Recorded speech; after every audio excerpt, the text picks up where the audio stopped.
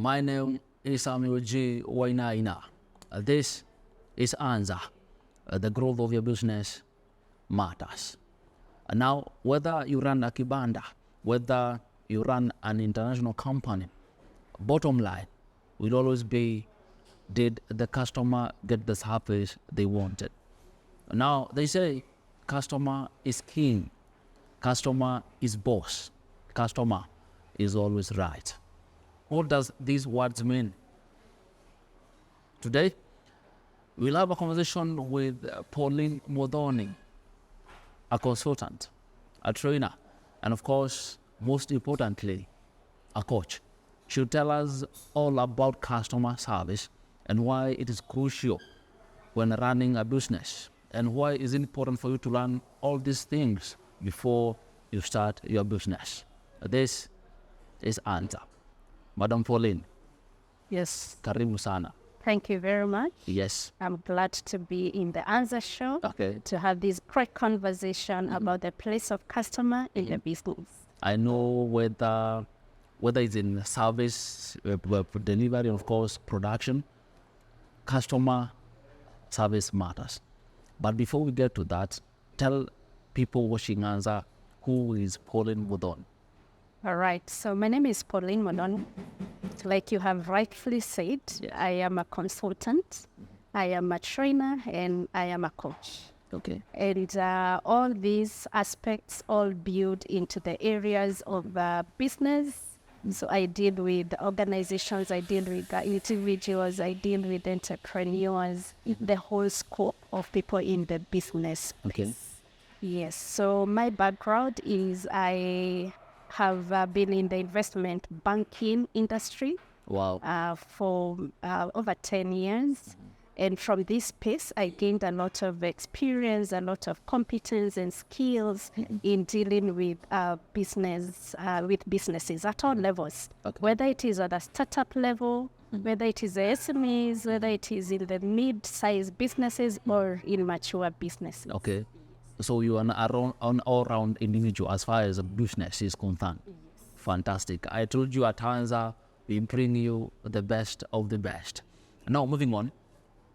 They are saying now we are in the age of the customer. What does that mean? Because now I'm confused. What does that mean? That's a great question. Yes.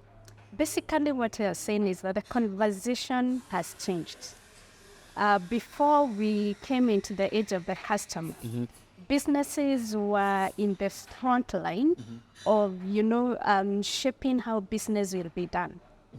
Now, the customer of today has evolved. Yes. The customer of today is very aware of what they want.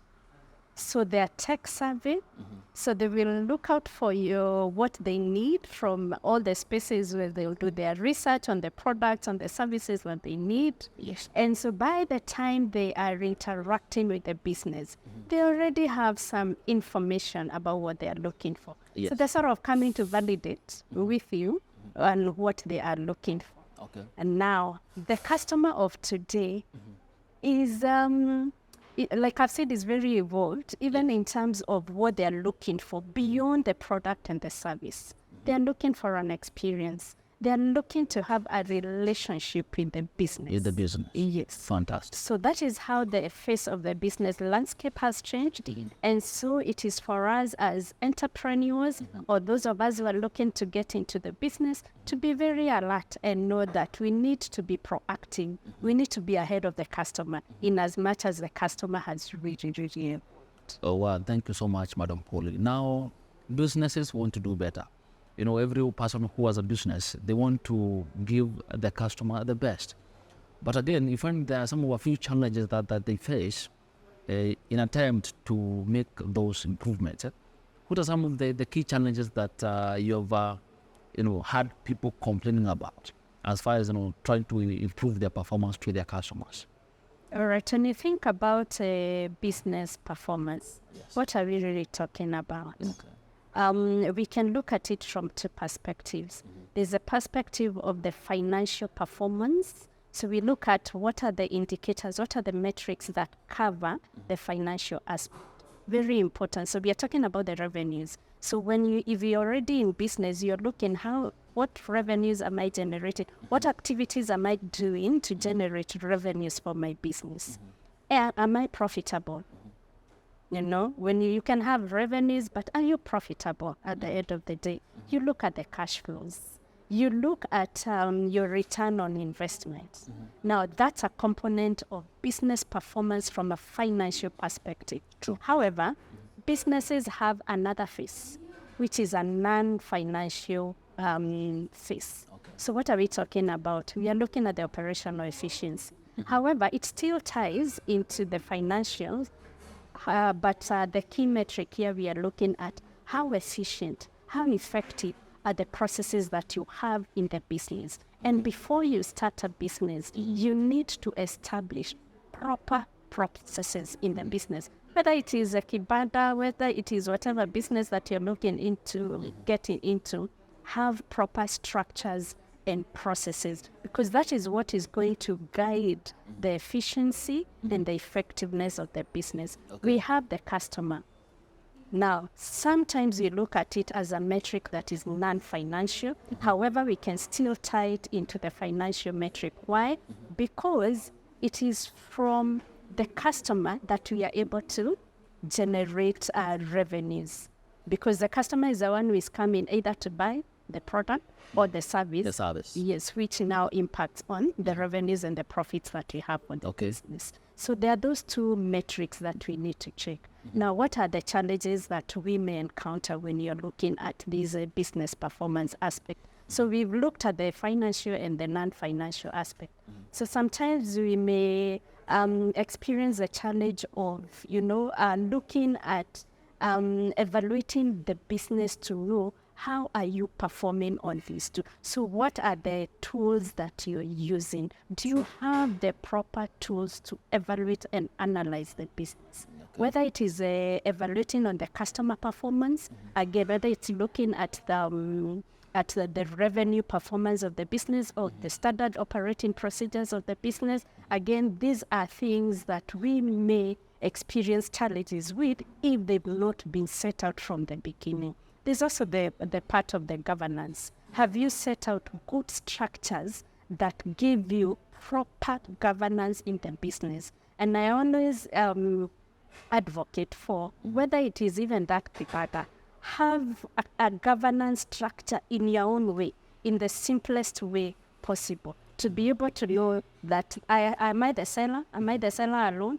Am I the person who will be sourcing for the raw materials? Am I the person who will be doing the social media?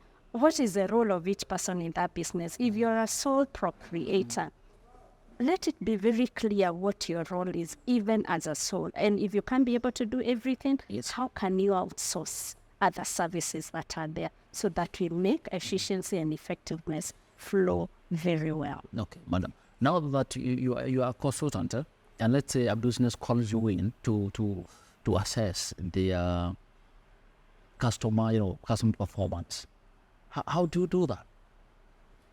A very good question. Yes. Yeah, because again, you'll be wondering now, what are we trying to assess in the first place about the customer service? Yes. So, like we said in the beginning, the place of the customer is very, very, very critical. The place of the customer. Yes. Yes. Very, very important in a business. And I like what you said at the beginning, that the customer is the boss.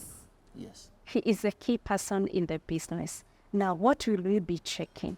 One, we'll be checking on the satisfaction levels, the customer satisfaction levels. What are the things that you're doing as a business, as an entrepreneur, as an organization, to make sure that the customer is satisfied with the services and the products you're offering in the business? So how do we assess the satisfaction? There are many ways you can be able to do. If it is a small business, we can do service. When your customers are coming in the business, even through the interactions you're having with the customer, how was the product? How was the service?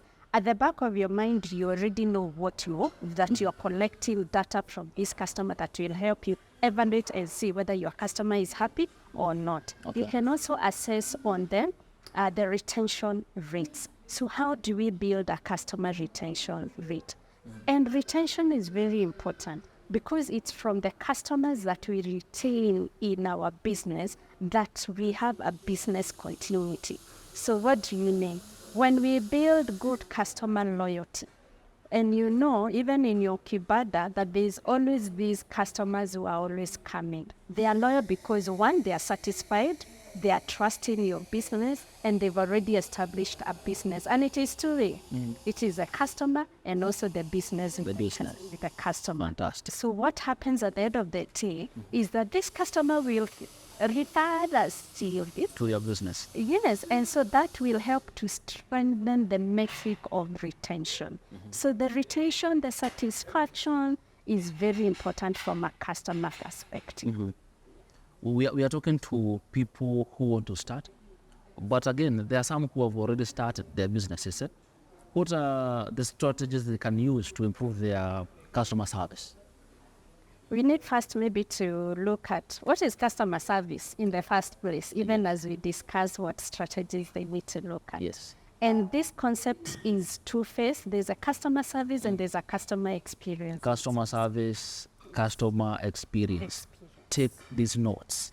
Yes. So customer service is the interaction that a client, existing or prospective, will have with a business from the time that they look out for you for the product or the service that they need, when they are interacting with you in the business, and the after. So it's the before, in between, and the after. So what, all the activities that happen around this. And it is very transactional. So a customer maybe say for example, is a kinyozi. So there's this, maybe somebody, so he met with you and liked your hairstyle and will ask, oh, where do you go to the kinyozi? And you recommend the kinyozi. So customer service begins from there. They come in, they will have the service, and then there's the after.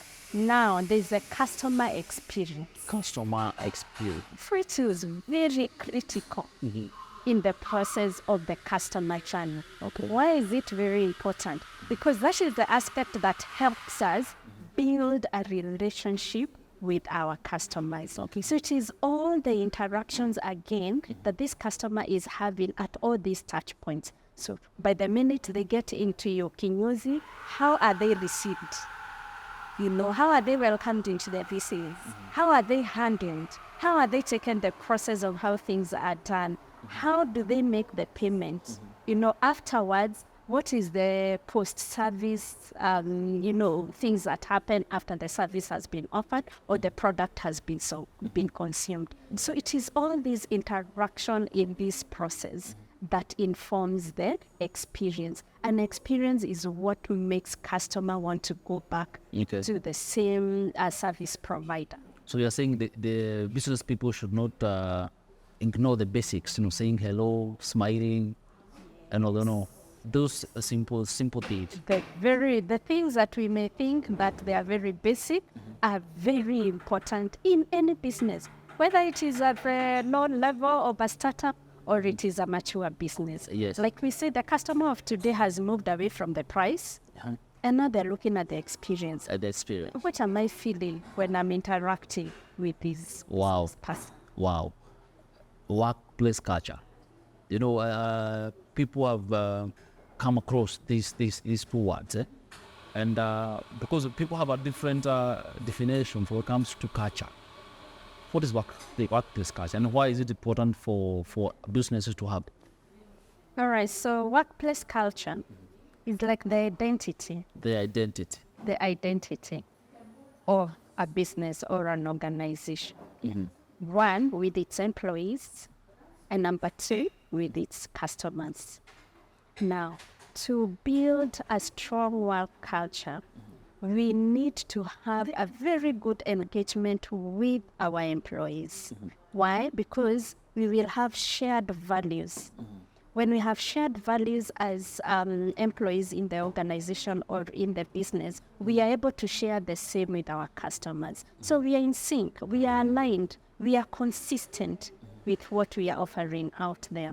So it is the shared values, it is a belief system, it is what the identity that we shape for our businesses and we sell out to our customers. So it is very, very important that we build a strong collaborative culture. And when we say about collaborative culture, it means you as an entrepreneur or you who is looking to be an entrepreneur, when you get to the place of having staff, be aligned in terms of the vision, the mission of the company, on the core values, on the product knowledge, so that you are communicating a common identity to your customers. It also helps the employees feel safe, trust the brand, trust themselves, that they can also be of value in sharing ideas with you as the business owner from the perspective of that the people who are interacting with the customers most of the times, there's some things they may note that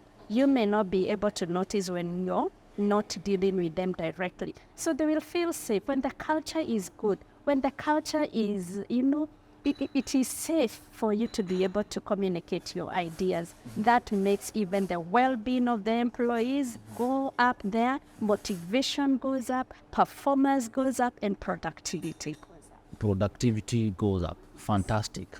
Now let's assume that a business has a list of 10 things to do to improve. What should guide the business maybe to select? Let's say we should start with 1, then 4, then 6. What should guide a business to prioritize when making those improvements? One of the key things is to ask the why. Ask the why. Okay. Why are we in business? Why are we doing what we are doing? Align that with your strategic goals. Because when you're starting up a business, or when you've already started up a business, you have a reason why you started it up. Yes. To serve a certain need.